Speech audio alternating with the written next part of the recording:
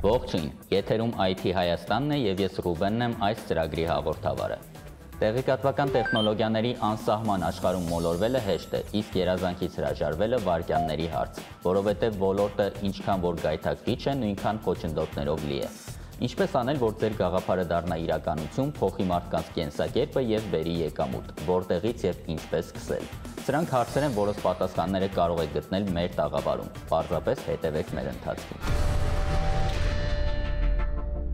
IT Հայաստանի այսօրվա հյուրն է Իդրամ վճարային համակարգի մարքեթինգի բաժնի ղեկավար Գոռ Ամիրյանը։ Գոռի հետ զրուցելու ենք առցանց վճարային համակարգի առավելություններից եւ ոլորտի խնդիրներից։ Հայաստանի ազգային ագրարային համալսարանի ագրոճարտարագիտական ֆակուլտետի ուսանողները Թումո Labs-ի հետ համատեղ ստեղծել են բույսերի ջրման ավտոմատ համակարգ։ Մենք շարունակում ենք բացահայտել մեր քաղաքում ծրագրավորման դասընթացներ իրականացնող ընկերությունները։ Այս անգամ այցելելու ենք Smart Code ծրագրավորման ուսուցման ընկերություն։ Apple-ը մտադիր է իր նոր ականջակալները ստեղծելիս օգտագործել ապակի, իսկ Pedi անունով ռոբոտը հոգ կտանի ձեր չորքոտանու մասին ձեր բացակայության ընթացքում։ Կասպերսկի ընկերության Հայաստանի ներկայացուցիչների համաձայն Հայաստանում բանկային հաշիվներին վնաս բերող գրոհների թիվը աճել է։ Միայն 2020 թվականին Հայաստանում համակարգիչների օգտատերերի 1.45%-ը ենթարկվել է բանկային տրոյական ծրագրերի գրոհների։ Համեմատության համար նշեմ, որ օրինակ հարևան Վրաստանում այդ ցուցանիշը կազմել է 1.06%։ Նման գրոհներից պաշտպանվելու համար հարկավոր է ուղղակի չբացել անծանոթ ֆայլեր, որոնք կարող են ձեզ ուղարկել ձեր սոցիալական ցանցերի կամ էլեկտրոնային հոսթերի միջոցով։ ՏՏ աշխարհի մյուս նորություններին ծանոթանանք հաջորդին։ Ամերիկյան Apple ընկերության նոր AirPod-ների գլխիկները ամենայն հավանականությամբ ապակյա կլինեն։ Այս մասին տեղեկանում ենք ԱՄՆ-ի արտոնագրերի եւ ապրանքանիշների գերատեսչության կայքում տեղադրված հրապարակումից։ Apple-ն առաջարկում է արտոնագրել ապակյա գլխիկներով ականջակալների նախագիծը։ Ընկերության ինժեներները դիզայներական այս նոր լուծումը բացատրում են այն հանգամանքով, որ ապակին ավելի քիչ կքերծվի, քան պլաստիկը կամ մետաղը։ Հարավկորեական Guru IoT ընկերությունը 3.8 կիլոգրամ քաշով ռոբոտ է ստեղծել, որը ձեր բացակայության ընթացքում կարող է հոգ տանել ձեր չորքոտանու մասին։ Նրա անունն է Pedi։ Ռոբոտը կարող է կերակրել, զվարճացնել կենդանուն, ինչպես նաև տեսազանգեր կազմակերպել տիրոջ հետ։ Pedi-ն ունի GPS ընդունիչ, հագեցած է տարբեր սենսորներով ու արժե մոտ $315։ Player Unknown's Battlegrounds խաղի հեղինակները ստեղծել են նոր խաղ Pugby New State անունով։ Խաղը դեռևս հասանելի չէ, սակայն այնուհանդերձ մի քանի տվյալներ հայտնի են։ Օրինակ խաղի իրադարձությունները տեղի են ունենում 2051 թվականին։ Խաղի ձևաչափը նույնն է, քարտեզի վրա 100 խաղացողներ պայքարում են ողջ մնալու համար։ Խաղում կարելի է հանդիպել նաև նոր զինատեսակների եւ տրանսպորտային միջոցների։ Ավստրալիայում օրենք է ընդունվել, որի համաձայն այսուհետ Google-ից եւ Facebook-ից վճարներ են գանձվելու։ Վերջիններից հարթակում տեղական ԶԼՄ-ների բովանդակությունը տարածելու դիմաց, գրում է BBC-ն։ Հիշեցնեմ, որ վերջերս Facebook-ն արգելափակել էր Ավստրալիայի ԶԼՄ-ների ամբողջ բովանդակությունը, սակայն ավելի ուշ բանակցությունների արդյունքում կառավարության որոշմամբ այդ որոշումը չեղյալ հայտարարվեց։ Այնուհանդերձ օրենքն ընդունվել է նոր փոփոխություններով, ինչը արտոնություններ է տալիս Facebook-ին եւ Google-ին, սակայն երկու ընկերություններն էլ պարտավորվել են որոշակի գումար վճարել ավստրալական մի քանի խոշոր լրատվամիջոցների։ Թումո լաբորատորիաների եւ Հայաստանի ազգային ագրարային համալսարանի ագրոճարտարագիտական ֆակուլտետի ուսանողները համատեղ նախագծի շրջանակներում ստեղծել են բույսերի ջրման ավտոմատ համակարգ։ Հողի մեջ տեղադրված հատուկ սենսորների միջոցով ծրագիրը որոշում է արդյոք կարիք կա հողը ջրելու, թե ոչ։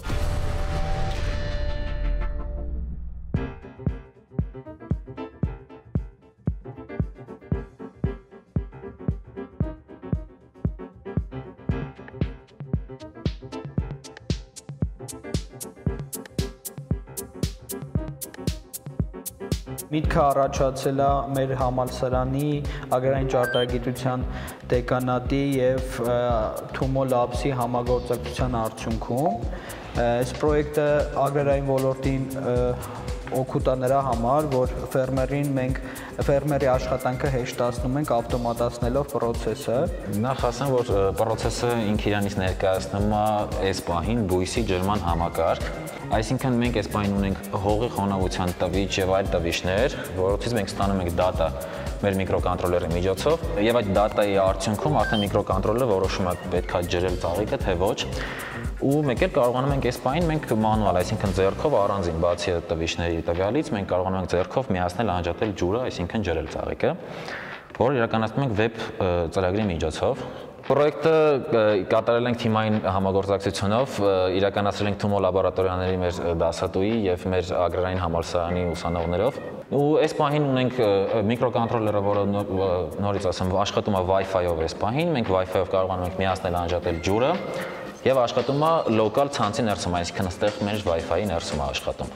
Ու հետագայում զարգացնելու ենք բնականաբար ավելի արդեն մոբայլ համակարգով ու աշխատի առցանց, այսինքն սերվերների վրա մենք ցանկացած տեղից կարողանանք միացնել անջատել, տեսնել դատчикների տված դատան։ Ագրարային համալսարանի ու Թումո լաբսի միջոցներով ձեռք են բերել այս բոլոր սարքավորումները, ամեն ուսանողի համար մի կոմպլեկտ, ուսանողները եղել ենք 12 հոգի ու հավաքվել է 12 ինդիվիդուալ համակարգ, տարբեր դատчикներով, տարբեր տվիչներով ու միկրոկոնտրոլերներով։ Ես հենց նոր Իդրամով վճարեցի իմ ինտերնետը, նաև գումար փոխանցեցի ընկերոջս, այդպիսով դառնալով Միդրամի ուժը նախաձեռնության մասնակից։ Աշխարհը վաղուց անցել է էլեկտրոնային փողի եւ առցանց վճարումներ կատարելուն, եւ Հայաստանը իդեպ դրանից հետ չի մնում։ Վստահ եմ շատերդ եք լսել Իդրամի մասին։ Կարողանում եք մեկ հպումով եւ հերթերից խուսափելով վճարումներ կատարել։ Իսկ եթե ոչ, առաջարկում եմ ձեզ հետևել իմ եւ Իդրամի մարքեթինգի բաժնի ղեկավար Գոր Ամիրյանի զրույցին։ Ողջույն Գոր ջան, շատ շնորհակալ եմ հրավերն ընդունելու համար։ Դուք աշխատում եք Իդրամում, ինչքան ժամանակ է որ աշխատում եք ու որպես ինչ։ Շնորհակալ եմ հրավերի համար, աշխատում եմ Իդրամում որպես մարքեթինգի բաժնի ղեկավար, արդեն 2 տարուց ավել է։ Ճիշտն ասած առաջարկ եղավ տեղափոխվել ընկերություն, դա այն շրջանում էր, երբ Իդրամը ռեբրենդինգի փուլում էր եւ այդ ընթացքում ինձ հետաքրքրեց մասնակիցը դառնալ այդ մեծ գործընթացի, որովհետեւ դա ոչ միայն բրենդի այդենտիկայի փոփոխություն էր, այսինքն լոգո, գույներ կամ կարգախոս, այլ գործելավոճի եւ նոր հնարավորությունների։ Դուք մասնագիտությամբ մարքետոլոգ եք, թե Ես մասնագիտությամբ տնտեսագետ եմ։ Գիտեմ, որ 2004 թվականից դեռ կա Իդրամը Հայաստանում, ինչպես է ստացվել, որ Իդրամի թիմը կարողացել է կանխատեսել դեռ ժամանակներից, որ մենք մի օր անցում ենք կատարելու on-line վճարային համակարգ։ Դեռ 2000-ականների սկզբին ամբիցիոզ երիտասարդների խումբ որոշեց զարգացնել Հայաստանում էլեկտրոնային կոմերցիան եւ այդ ընթացքում իրենք ստեղծում էին կայքեր, հիմնականում սեփական պրոյեկտների համար, բայց որպեսզի այն աշխատի եւ նաեւ կարողանան մարդիկ վճարեն, հարկավոր էր էլեկտրոնային վճարման համակարգ, որ այդ պահին գոյություն չուներ եւ որոշեցին հենց դրանից էլ սկսել։ Դա հենց Իդրամն էր, որը արդեն 2004-ին հիմնադրվեց եւ այդպիսով զարգանալով 2012-ին արդեն թողարկեց բջջային հավելվածը Android եւ iOS օպերացիոն համակարգերի համար։ Այսօր արդեն այն գործում է Huawei հեռախոսների համար, Huawei App Gallery-ում։ Իդրամու վճարումներ կատարելիս կան միջնորդավճարներ։ Ինչու են դրանք պարտադիր։ Միջնորդավճարները առկա են գրեթե բոլոր ծառայությունների համար եւ սա Իդրամի եւ պարտներ ընկերության պայմանավորվածության արդյունքում է, թե որքան դա կկազմի։ Իհարկե մենք փորձում ենք դա նվազագույնին հասցնել, սակայն նաեւ հասկանում ենք, որ յուրաքանչյուր ծառայություն ունի ինքնարժեք, այսինքն այն պետք է իրեն փակի եւ մյուս կողմից պետք է ընկերությունը նաեւ ունենա եկամուտ, որպեսզի կարողանա ծրագրի աշխատանքը եւ անխափան լինել ապահովել, հենց այդ նպատակով էլ գործում են միջնորդավճարները։ Կա նաև քեշբեքի հնարավորություն, ինչ առավելություն ունի դա։ Քեշբեքը Իդրամի լոյալության համակարգի մի մասն է, այսինքն հաճախորդները ովքեր վճարում են Իդրամով, իհարկե դրանք որոշակի վաճառակետերում են գործում, նաև ստանում են քեշբեք, սա իրենց մոտիվացնելու եւս մեկ հնարավորություն է եւ ավելի շատ արդեն կախված է գործընկերոջից, այսինքն մենք գործընկերներին տրամադրում ենք դա որպես լոյալության համակարգ կամ որպես գործիք եւ արդեն իրենց կողմից տրամադրում են այդ քեշբեքը։ Հավելվածում կա նաև banking-ի բաժին, դա ինչ է իրենց ներկայացնում։ փաստացի այն հնարավորություն է տալիս օգտվել բանկային բոլոր ծառայություններից, սկսած բանկի հաճախորդ դառնալուց, վերջացրած տարբեր արժույթներով բանկային հաշիվներ բացել, ավանդ ներդնել եւ նույնիսկ հետեւել պարտատոմսերին, հա, եթե դրանք ունեն իրենք գնաց։ Այսինքն սա ամբողջական on-line banking-ի համակարգ եւ տարածություն եւ ժամանակ չի ճանաչում, ինչպես մենք ենք սիրում ասել, բանկն այնտեղ է, որտեղ որ դու ես։ Դուք նաև արեցիք մի հետաքրքիր նախաձեռնություն, որը կոչվում էր Մի դրամի ուժը։ Մի փոքր ուզում եմ դրա մասին պատմեք։ Նախաձեռնությունը շարունակվում է եւ մշտական բնույթ է կրում, այն մեկնարկել է 2020-ի հունիս ամսին եւ ուղղված է տարբեր կենսական ոլորտներին աջակցմանը, դա կլինի կանաչ տնտեսություն, դա կլինի բանակ, դա կլինի առողջապահություն, կրթություն, օրինակ առաջին ծրագիրը ուղղված էր կրթության ոլորտին, երբ համավարակի արդյունքում բազմաթիվ աշակերտներ հնարավորություն ունեն դպրոց այցելելու եւ պիտի նոր ուսումնական տարին շարունակեին հեռավար տարբերակով, մենք բարձրադիր եւ սահմանամերձ գոտիներում բնակվող աշակերտներին նվիրեցինք համակարգիչ իրենց կրթության շարունակականությունը ապահովելու համար։ Հաջորդ ծրագրերը արդեն ուղղված են բանակին, զինվորներին, վերականգնողական կենտրոններին եւ այլն։ Ինչ առավելություն ունի էլեկտրոնային գումարը կանխիկի նկատմամբ։ Առաջին առավելությունը, որ կնշեմ, էլի ինքը տարածություն ժամանակ չի ճանաչում, այսինքն եթե ցանկանում եք վճարում անել, կանխիկով պիտի օրինակ հասնեք բանկ, պիտի հասնեք օրինակ post կամ վճարման համար որևէ կետ, իսկ իդրամի միջոցով ցանկացած ժամի, ցանկացած վայրում, նույնիսկ ոչ աշխատանքային օրերին կարելի է վճարում անել, այսինքն դա արագությունն է, հարմարավետությունն է, վերջին շրջանում շատ արդիական է նաև վիրուսների տարածումից զերծ մնալը, օրինակ COVID-ը ապացուցեց, որ կանխիկի կիրառումը նաև կարող է այդ առումով վնասակար լինել եւ վիրուսի տարածման պատճառ լինել, այսինքն մենք էլեկտրոնային փողի օգտագործմամբ նաև կանխում ենք հետագայում վարակակիր կամ վիրուսակիր դառնալը։ Միևնույն ժամանակ էլեկտրոնային փողով հնարավոր է կատարել առցանց գործարքներ, հնարավոր է արտարժույթ փոխել, եթե մենք օրինակ վերադառնանք իդրամի on-line banking հատվածին, ամեն բան հնարավոր է անել եւ այն ավելի արագ է, միևնույն ժամանակ առավել անվտանգ, քան կանխիկը, եթե օրինակ դրամապանակը կարելի է կորցնել, ապա նույնիսկ եթե կորչում է հեռախոսը, ապա որևէ մեկը էլեկտրոնային գումարին տիրանալու համար ոչ միայն պիտի ձեր հեռախոսի գաղտնաբառը կամ PIN-ը իմանալ, այլ նաև իդրամի մուտքանունը, գաղտնաբառը եւ PIN կոդը կամ ունենալ ձեր կենսաչափական տվյալները, հա, որպեսզի կարողանա մուտք գործել այնտեղ։ Օրինակ Երևանում կամ Հայաստանի շատ սրճարաններում, ռեստորաններում հնարավոր է իդրամով վճարում կատարել, կարծում եմ դա խոսում է ճիշտ բիզնես մոդելի մասին, բայց այնուհանդերձ նոր գործընկերներ ներգրավելիս ինչ խոչընդոտների հետ եք առնչվում։ Դեռ 2016 թվականին իդրամը շուկայում ներդրեց QR եւ NFC վճարման համակարգը, իհարկե այդ շրջանում դեռ գործում էր մի քանի կետերում եւ ավելի մեծ թափ առավ 2019 թվականից սկսած եւ այդ հարցում նաեւ օգնեց կոմերցիոն թիմը, որը նոր բաժին է եւ այսօր կարող եմ ասել կայացած բաժինով զբաղվում է գործընկերների ներգրավմամբ եւ այսօր ոչ միայն Երևանում, այլ նաեւ Հայաստանի ամբողջ տարածքում իդրամով հնարավոր է վճարել 4400-ից ավել վաճառակետերում, 400-ից ավել on-line խանութներում եւ իհարկե սկզբում դժվար էր հասնել այս արդյունքին, որովհետեւ կար կարծրատիպեր, կար վստահության խնդիր, մարդկանց համար, բիզնեսների համար դեռ նոր էր, սակայն արդյունքում ներգրավելով մի քանի, այսպես ասած, վստահելի գործընկեր եւ նաեւ կարողանալով արդարացնել, այսպես ասած, բիզնեսի սպասելիքները, իդրամը տարածվեց եւ այսօր կարող ենք ասել այս պրոդուկտի առումով այն կայացած է եւ այսօր ամենալայն սփռում ունի անհպում վճարումների եւ իհարկե աշխատում ենք այս ցանցի ընդլայնման ուղղությամբ, որովհետև ցանկանում ենք QR վճարումները Հայաստանում դարձնել վճարման առաջնային տարբերակը։ Իդրամը հաճախ կազմակերպում է տարբեր մրցույթներ, ակցիաներ, ինչ նպատակներ ունեք այդ ամենի հետ կապված ներկայումս։ Նշեմ, որ խաղարկությունները եւ ակցիաները, որ անում ենք, դրանք ինքնանպատակ չեն, այլ ուղղված են կոնկրետ մեկ նպատակին, դա մարդկանց դեպի էլեկտրոնային փողին ուղղորդելն է եւ մենք ասում ենք ոչ քեշին, քիչ առաջ նշած պատճառներով նաև եւ այս խաղարկությունները նպաստում են նաև մարդկանց դեպի էլեկտրոնային փողի դաշտ ուղղորդելուն, այսինքն այս փուլում մենք նաև այդ խնդիրն ենք լուծում։ Իսկ դուք որպես Իդրամի մարքեթինգային բաժնի ղեկավար ուզում եմ ներկայացնեք մի քիչ ձեր կոնկրետ ձեր աշխատանքը, ձեր թիմը ինչով է զբաղվում։ Առհասարակ մարքեթինգի բաժինը զբաղվում է պրոդուկտի առաջխաղացմամբ, գերնպատակը հնարավորինս շատ օգտատերերի ներգրավելն է եւ ավելի լայն մասաներին դուրս գալը եւ ներկայացնել հավելվածի եւ համակարգի ծառած առավելությունները։ Այդ իսկ պատճառով այսպես ասած կազմակերպում ենք տարբեր մարքեթինգային արշավներ, նույն խաղարկություններ եւ ակցիաները դրանց մի մասն են կազմում, բայց սա ավելի շատ այն մասն է, որը երևում է, հա, հանրությանը։ Մյուս կողմից բաժինը զբաղվում է տվյալների խորհրդատվությամբ, արդեն արկա հաճախորդների, նրանց կրկին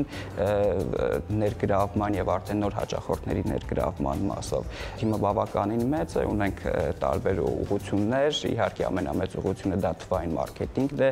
բնականաբար պրոդուկտը թվային է եւ պետք է հենց թվային մարքեթինգը շատ ավելի մեծ դեր ունենա այստեղ, բայց նաեւ ունենք տվյալների վերլուծության, trade marketing-ի, դիզայնի, copywriting-ի եւ project management-ի ենթաբաժիններ։ Քանի օգտատեր ունի հավելվածը Իդրամից, քանի մարդ է օգտվում։ Օգտատերերի թիվը բավականին մեծ է, դա կարող է հասնել մինչև 1 միլիոնի, իսկ եթե խոսենք ակտիվ օգտատերերի մասին, ապա այդ թիվը գերազանցում է 200,000-ը, այսինքն դրանք այն մարդիկ են, ովքեր ամեն ամիս կատարում են գործարքներ, վճարումներ Իդրամի միջոցով։ Շատ շնորհակալություն Գորջան հետաքրքիր զրույցի համար, կարծում եմ նույնիսկ այն մարդիկ, ովքեր Իդրամով վճարումներ դեռ չեն կատարում, այս թողարկումից հետո որոշակիորեն կսկսեն ուսումնասիրել հավելվածը, ձեզ էլ օգտակար կլինի, իսկ ձեր հարցազրույցն էլ մեզ էլ շատ օգտակար, շնորհակալություն։ Ես եմ շնորհակալ, հաջողություն։ Ծրագրավորող դառնալը հեշտ է, սակայն այդ ոլորտում պահանջված եւ մրցունակ մասնագետ լինելը լրիվ այլ բան։ Դրա համար պետք է անընդհատ հետևել համաշխարհային IT թրենդերին, պարբերաբար թարմացնելով գիտելիքները։ Smart Code ծրագրավորման ուսուցման ընկերությունը արդեն 3 տարի է կազմակերպում եւ իրականացնում է ծրագրավորման դասընթացներ, նպատակ ունենալով աշխատաշուկային հանձնել որակյալ մասնագետներ։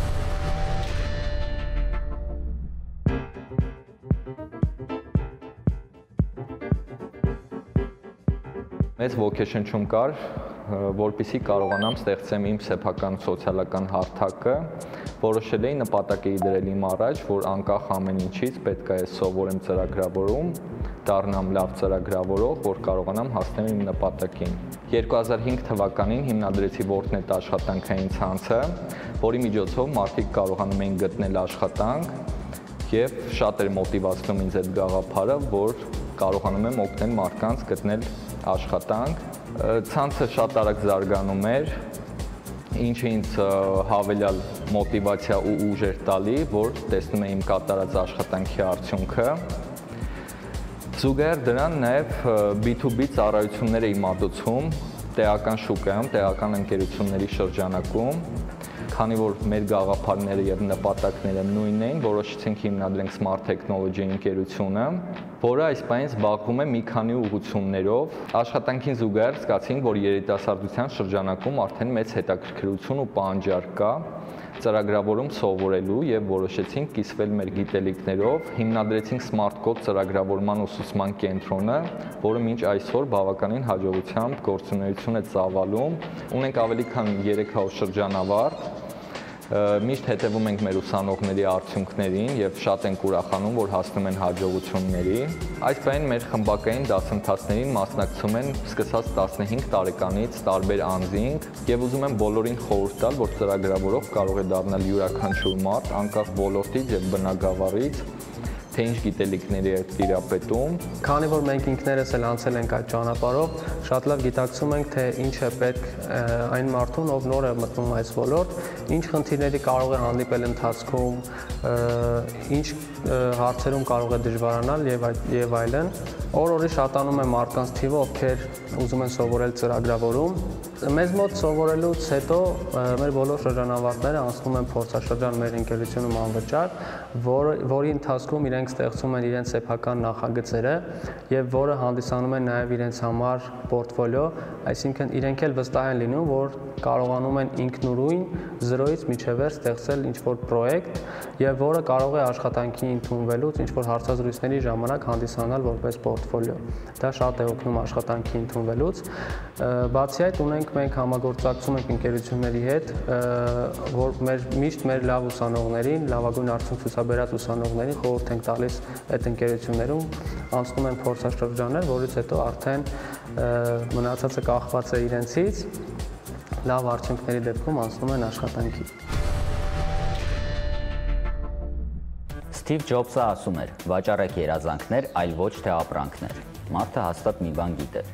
Ես էլ մի բան հաստատ գիտեմ, որ մենք մյուս շաբաթ նորից հանդիպելու ենք։ Նոր IT պատմություններով ու իրենց երազանքների մասին պատմող IT մարդկանցով։ Ես Ռուբեն Եսայանն եմ, իսկ սա IT Հայաստանն էր։ Կհանդիպենք։